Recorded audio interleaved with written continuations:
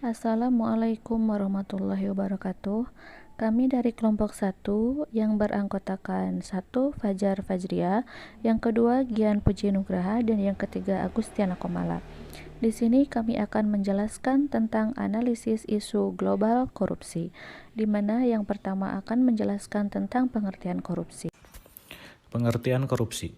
Arti harfiah dari korupsi adalah kebusukan, keburukan, kebejatan, ketidakjujuran, dapat disuap, tidak bermoral, penyimpangan dari kesucian. Menurut perspektif hukum, definisi korupsi ini dijelaskan dalam 13 pasal, yaitu dalam Undang-Undang Nomor 31 Tahun 1999, Junto Undang-Undang Nomor 20 Tahun 2001, merumuskan 30 bentuk atau jenis tindak pidana korupsi yang dikelompokkan sebagai berikut.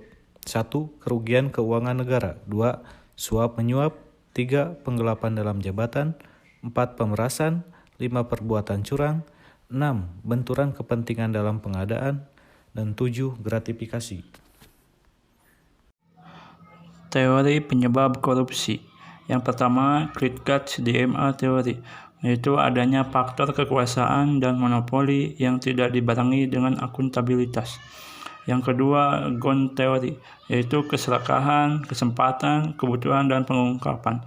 Yang ketiga, dari Fraud Triangle teori, yaitu kesempatan, motivasi, dan rasionalisasi. Kemudian teori willingness dan opportunity, yaitu terdapat kesempatan atau peluang dan niat atau keinginan. Selanjutnya teori cost benefit model, yaitu manfaat korupsi yang dirasakan lebih besar dari resikonya. Dalam rekomendasi penyelesaian masalah, kita bisa menggunakan beberapa metode. Yang pertama, pra-analisis, yaitu dengan menggunakan metode pentahelix. Yang kedua, menepis isu, yaitu dengan menggunakan metode USG. Yang ketiga, analisis isu, yaitu dengan menggunakan metode fishbone dan SWOT. Pra-analisis metode pentahelix. Dalam government atau pemerintah, contoh kasus ialah kasus pengadaan EKTP tahun 2011 yang merugikan negara mencapai 2,1 triliun. Dalam bisnis, contoh kasus Direktur Utama PT Dirgantara Indonesia bersama direksi lainnya melakukan kontrak perjanjian fiktif dengan mitra penjualan sehingga merugikan negara sekitar 202,1 miliar rupiah. Dalam akademik atau pendidikan, contoh kasus korupsi penggelembungan dana proyek pengadaan buku pada Dinas Pendidikan Kabupaten Garut senilai 7,7 miliar dan negara dirugikan sebesar 2 miliar rupiah. Dalam community atau komunitas ialah rendahnya pengetahuan sebagian besar komunitas terhadap upaya pemberantasan korupsi.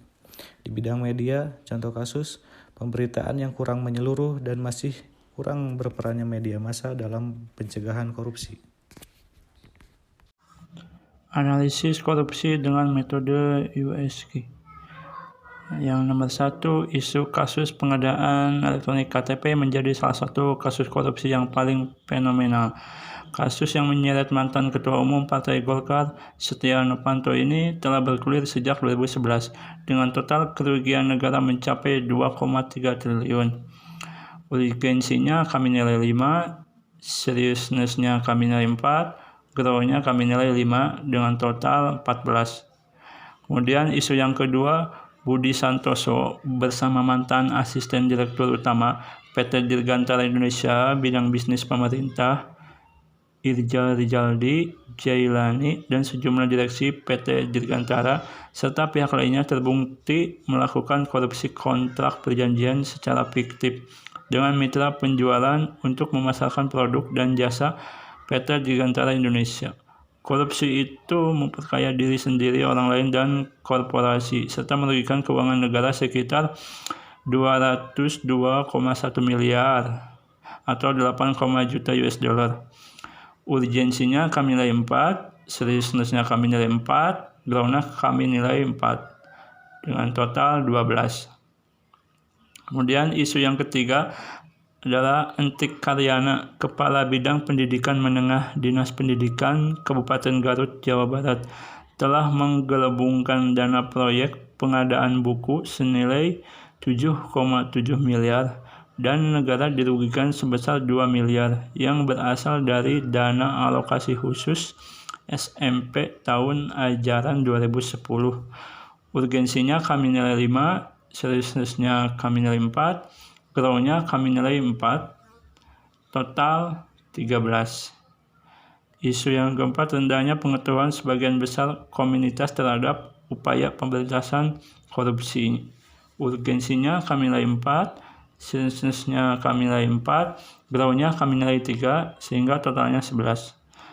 Kemudian isu yang kelima, pemberitaan yang kurang menyeluruh dan masih kurang berperannya media massa dalam pencegahan korupsi.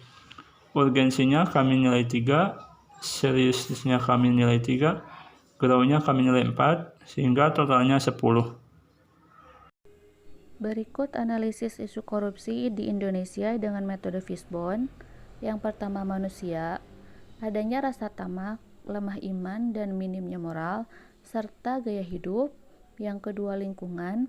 Korupsi dianggap hal biasa, berkembangnya kegiatan korupsi. Yang ketiga, organisasi, di mana keteladanan pemimpin korupsi dalam organisasi manajemen yang menutupi kegiatan korupsi. Selanjutnya, aturan perundang-undangan yang lemah dan upaya perlemahan lembaga anti korupsi. Analisis SWOT. SWOT merupakan singkatan dari Strength, Weakness, Opportunities, dan Threats. Bermanfaat untuk mengevaluasi kekuatan, kelemahan, peluang, dan ancaman dalam suatu kegiatan.